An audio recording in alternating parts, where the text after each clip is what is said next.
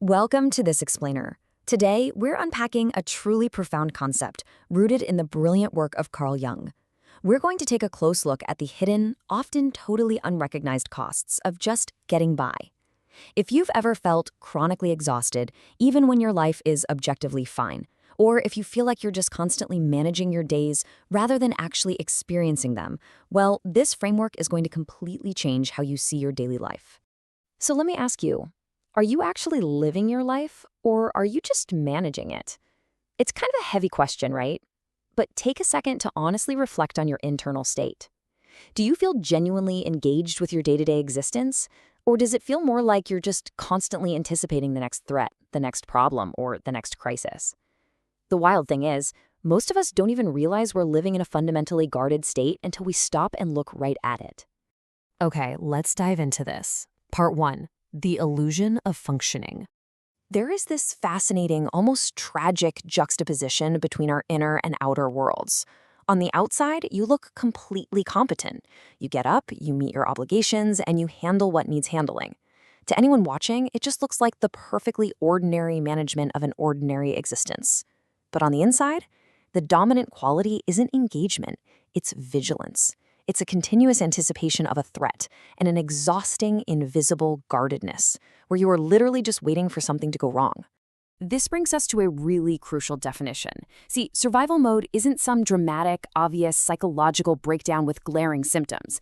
Instead, it's the quiet, persistent, and enormously costly operation of a nervous system whose threat detection was calibrated in conditions that just don't apply anymore. I really want you to hear this. Your chronic exhaustion is not a personality flaw. It's a biological system stuck in overdrive, treating your current, ordinary life like it's a continuous emergency. So how do we get here? Part 2, Brilliant Successes of Survival. Imagine a child growing up in an environment of emotional unpredictability. Step 1, they learn to read the emotional temperature of a room before they even step fully inside. Step 2, they instantly assess the mood of the caregiver they depend on. And step 3, they immediately adjust their presentation and suppress their genuine impulses just to fit whatever emotional space is available. This isn't manipulation. It's a highly intelligent, adaptive process that a developing psyche goes through to stay safe in unpredictable conditions. These were not failures of character. They were successes of survival. Jung's framework helps us see that this hypervigilance was entirely necessary. You didn't choose to be hypervigilant. You developed it because it worked. It was an incredibly intelligent response from your nervous system to an environment that required it. Take a second to let that profound validation truly land. But what happens when we carry this into adulthood? Part 3. The cost of perpetual vigilance. When your threat detection system refuses to power down, you end up just managing life. Relationships are strategically navigated rather than actually felt. Pleasure is permitted only in a strictly controlled way, and you're under constant internal surveillance. But truly inhabiting life? That means genuinely entering connections, fully receiving joy, and experiencing genuine presence. Survival mode fundamentally blocks our ability to experience the present, keeping us always slightly separated from our own experiences. Because of that, the present moment is always slightly contaminated by the anticipation of what might follow it. Even your absolute best moments, the moments that should feel like you've finally made it, are shadowed. They're shadowed by the learned awareness that good moments have historically been followed by difficult ones. You are basically bracing for loss, even when you're winning. Which leads to a really frustrating reality. Part 4, Why Intention Isn't Enough. There's a massive disconnect between what our conscious brain knows and what our traumatized body feels. Your mind speaks the language of intention. It intellectually knows you are safe right now, and it deeply desires genuine presence. But your nervous system, it does not speak the language of intention. It speaks the language of accumulated experience. It's waiting for somatic, physical proof of genuine safety, and it will absolutely demand continuous monitoring until it gets that proof. And here is the exact amount of nervous system recalibration you get from what we call conditional safety.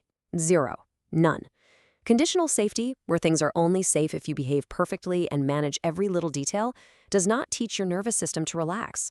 In fact, it just reinforces the idea that safety requires continuous, exhausting management. So how do we break the cycle? Part 5. Integrating the suppressed shadow. Carl Jung understood that to achieve true presence, we have to look at what got hidden away to create our defensive persona in the first place. Our survival mode self was built by suppressing very normal human impulses. Spontaneity? That was deemed way too unpredictable for a volatile environment. The genuine need for care was deemed too demanding. Anger was far too dangerous to express, and grief was seen as taking too long. All of these normal parts of you were shoved into the shadow to keep you safe. But they're still there in your interior, pressing for acknowledgement, and keeping them suppressed requires an incredible amount of internal surveillance. And this brilliantly illustrates the turning point. When you finally acknowledge that suppressed material, instead of aggressively managing it, decreased internal management creates inner spaciousness.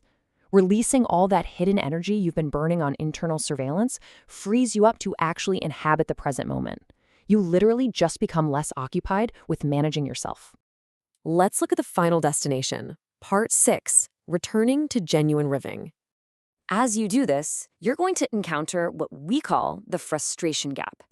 It's the experience of knowing intellectually that you're safe, but feeling somatically and physically threatened. It is an incredibly common plateau for people trying to heal.